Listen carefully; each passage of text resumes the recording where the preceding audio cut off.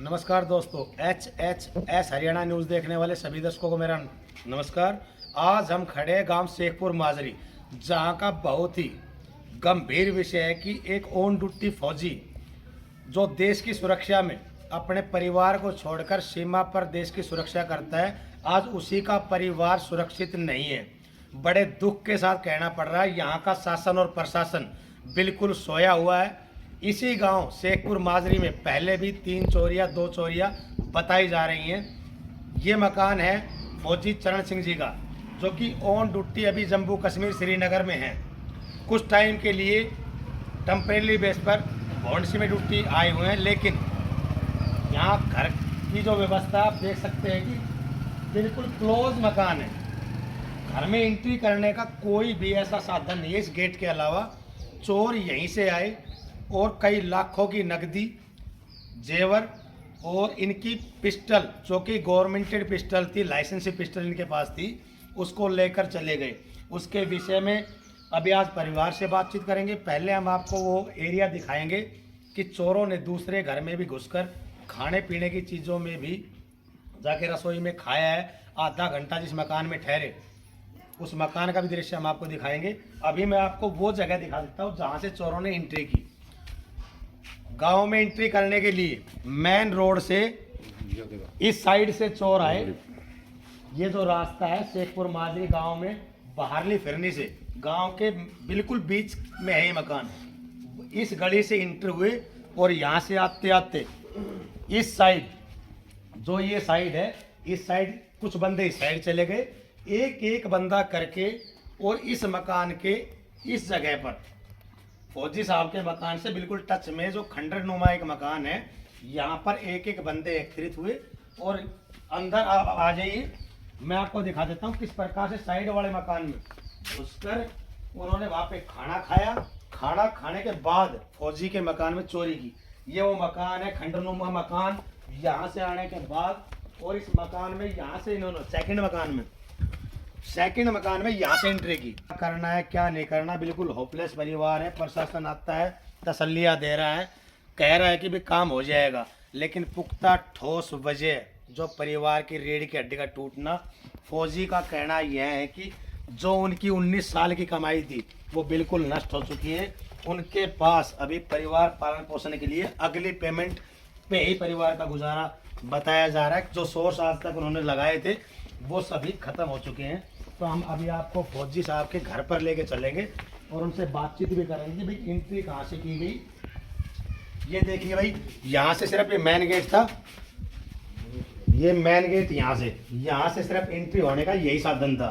गांव का देहाती माहौल होने की वजह से ताला कभी लगाया नहीं गया परिवार में, ना किसी संदूक को, ना घर के किसी कमरे को कभी ताला नहीं लगाएगा कि भाई गांव के अंदर मकान है। सिर्फ लोग कैसे लगा दिया गया कि भाई सुरक्षित है परिवार, लेकिन यहीं से चोरों ने एंट्री की, ऐसा बताया जा रहा है फौजी साहब के परिवार के थ्रू और फौजी साहब के थ्रू। ये इनका स्टोर टाइप रूम, यहाँ से ये पैड है जो खंडरनुमा मकान के बैक से यहाँ से एंट्री हो सकती थी, लेकिन यहाँ पे पहले ही इन्होंने अपना लॉक लगा रखा था।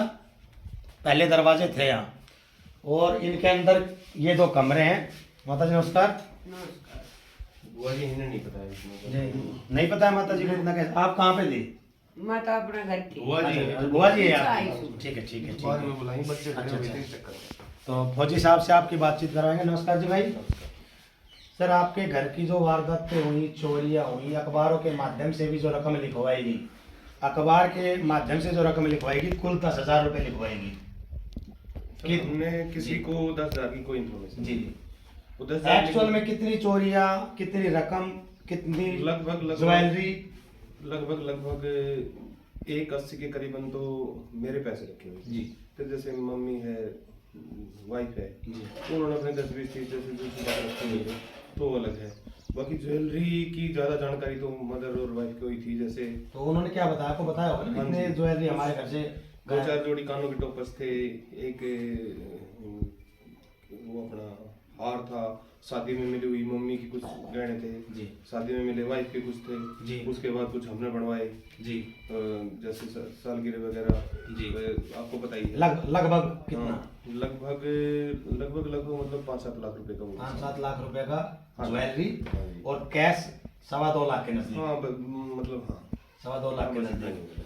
तो अभी प्रशासन से आपको क्या तसल्ली मिली है, क्या कह रहे हैं थाना प्रभारी या उनसे ऊपर के आला अधिकारी? हम कल प्रशासन को उस दिन हमने सूचित कर दिया गया था जी। सूचित करने के बाद उधर एसपी पटौदी एसीपी पटौदी थाना प्रभारी जी। सब लोग आए थे, वो अपनी कार्रवाई करके ले जी। गए। उसके बाद में हम उनसे फोन पर जैसे बात कर रहे हैं तो बोला हाँ हमारी तरफ से प्रोग्रेस है, कर रहे हैं। मैं कई बार पूछने की कोशिश की भाई कोई ठोस कुछ मिला है, जी। बोला हाँ जैसा वैसे कुछ होगा तो आपको बताया जाएगा। अभी तक ऐसा कुछ नहीं बताया गया। कल गांव की पंचायत के साथ हम गए थे गुड़गांव, जी तो उन्होंने डीसी साहब से मुलाकात की। जी। डीसी साहब ने एप्लीकेशन को बोला मैं पर्सनली देखूंगा, आप मेरे को दे दीजिए। जी। अच्छा कोऑपरेट किया। जी। उसके बाद उन्होंने हमारे को सीपी के पास जी। गुड़गांव का डीसी निशांत यादव जी ने आपको सीपी साहब के पास भेज दिया जी गया। जी जी जी।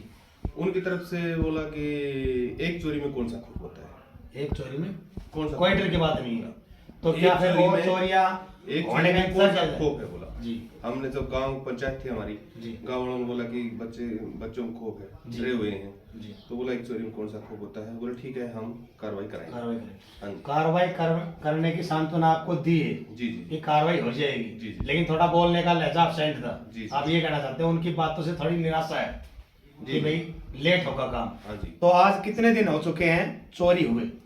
18 तारीख की मतलब ये लगा लो 18 तारीख की नाइट की बात है। करीबन 8 दिन हो लिए। हाँ जी। 7 दिन 8 दिन हो लिए हाँ हैं जी। कि भाई आज चोरी हो चुकी है इस टाइम को, और अभी कोई ठोस पुख्ता पुलिस प्रशासन से आपको कार्रवाई मिली नहीं है नहीं अभी तक कोई कि भाई पकड़े जाएंगे नहीं पकड़े जाएंगे। आज तो इससे से पहले इस गांव में सर कितने बार चोरी हो चुकी है, इसका कोई ठोस इससे पहले इस गांव में 3-4 बार चोरियां हो चुकी हैं। 3-4 बार। और दुख की बात यह है जी। कि चलो मेरा तो जो गया वो गया, जी। आज तक किसी का एक पैसे की रिकवरी नहीं। रिकवरी है ही नहीं। एक किसी तो की भी। जो पहले चोरियां हुई थी उसमें प्रशासन से नहीं मिले थे व्यक्ति, गांव के पंचायत सरपंच? देखो मैं गांव से बाहर रहता हूँ, आप मेरे तो को इतनी जानकारी वो देश नहीं की सेवा में लग लेकिन रहे हैं, ऐसा लेकिन- है जी। आपने गांव की हालत देखी है। जी जी यहाँ तो 100% किसान है खुद, जी जी। तो किसने कोशिश नहीं करी होगी, इतना तो आपको आइडिया नहीं, आपके गांव का रिकॉर्ड जो हमने लिया लगभग नौकरियों पे है व्यक्ति। हाँ। ऐसी बात नहीं है।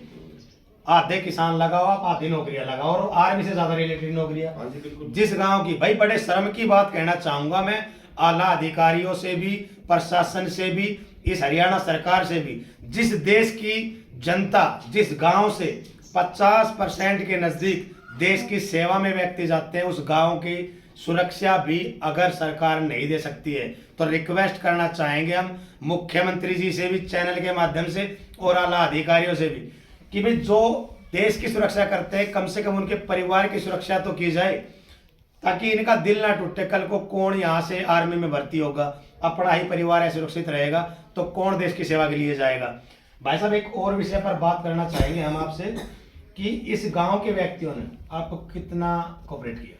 Full cooperate full cooperate. बिल्कुल एकदम आपकी गाँव पूरी में- पंचायत सरदारी आपके हाँ साथ? जी बिल्कुल, गांव ने फुल कोऑपरेट किया है। जी। हाँ जी।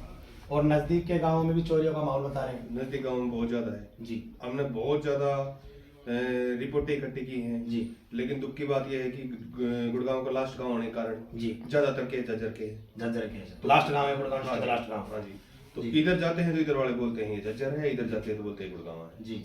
ये भी एक बड़ी दुख की बात तो है। अभी सर आपकी ड्यूटी अगर पोस्टिंग भौंडसी से हटा के और वापसी जम्मू कश्मीर आपको बुलाया जाए तो फिर परिवार के बारे में क्या सोचोगे?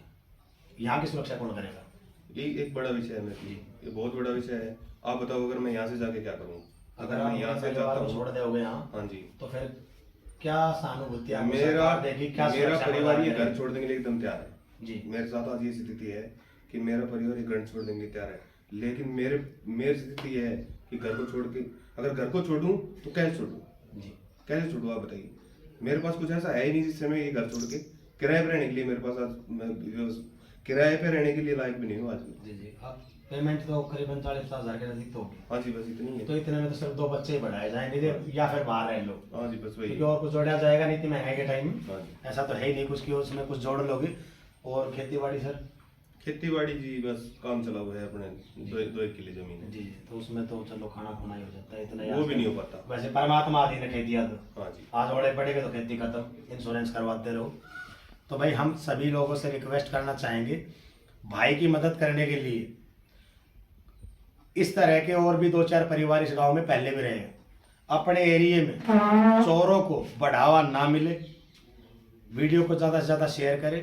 हम आपको वो मकान भी अभी दिखा रहे हैं वीडियो खत्म करने से पहले ही, जिस मकान में चोरों ने तसल्ली से बैठकर दही मक्खन और छाछ पी है और फुर्सत में चोरियां की है। क्या कोई ऐसा केमिकल सुंघाया गया परिवार को? खोलने के बाद किसी को कोई चेत नहीं था कि मकान में चोरी हो रही। पूरा फौजी साहब को छोड़कर पूरी फैमिली इस 100 गज के ही मकान के अंदर थी। 100 गज तो होगा सर? हाँ जी बस इतना ही। 100 गज के मकान में 3-4 कमरे भी है, परिवार यहीं सो रहा था, किसी को कोई आवाज तक नहीं आई और चोर चोरी करके घर का सफाया कर गए। अभी हम आपको लेकर चलते उस मकान में जहां पर चोरों ने बैठ के आधा घंटा वहां पे खाना खाने के बाद चोरियां की है। यह वह मकान है जहां पर पहले चोरों ने बैठकर खाना खाया और खाना फुर्सत में खाने के बावजूद हमने आपको पीछे एरिया दिखाया था कि भाई यहाँ से चोरों ने एंट्री की। एंट्री करने के बाद हम इनकी आपको रसोई दिखा देते हैं कहाँ पर है। यहाँ से चोरों ने यहाँ से एंट्री की जैसा बताया जा रहा है। यहाँ से एंट्री करने के बाद इनकी रसोई में बैठकर खाना खाया गया। खाना खाने के बाद आधा घंटा इस मकान में चोर ठहरे। ये सेकंड पड़ोसी का मकान है, फौजी साहब का जो पड़ोसी है उनका सेकंड कोई पड़ोसी भाई चाचा ताऊ होगा, उनका यह मकान है। इस मकान में बैठ के खाना खाने के बावजूद फौजी के मकान में यहीं से वापसी उन्होंने इसी गेट को खोल के इस मकान के मेन दरवाजे को खोल के यहाँ से अंदर से उन्होंने दरवाजा खोला। वो सारे यही बुलाए अपने बाहर से जो साथी थे चोरों के, बैठ के खाना खाया। खाना खाने के बाद फिर फौजी साहब के मकान में चोरी की। मैं एक बार फिर आप सभी लोगों से, शासन और प्रशासन के अधिकारियों से रिक्वेस्ट करना चाहूंगा कि दहशतनुमा माहौल में अभी फौजी साहब के घर हम पहुंचे तो उनके बच्चे कमरे से भी बाहर नहीं आए, इस डर से कि पता नहीं कौन व्यक्ति कहां से आ रहे हैं। तो इतना दहशतनुमा परिवार हो चुका है, इतना मजबूर परिवार हो चुका है। वीडियो को ज्यादा से ज्यादा शेयर करके लोगों तक पहुंचाए ताकि एरिया में जो दहशत का माहौल चोर फैला रहे हैं उन पर काबू किया जा सके। शासन और प्रशासन से बार बार वीडियो में हम कह रहे हैं उनको पकड़ने की जल्द से जल्द कोशिश की जाए ताकि सरकार और प्रशासनिक अधिकारियों पर एक विश्वास जताया जा सके अपने परिवार की सुरक्षा का।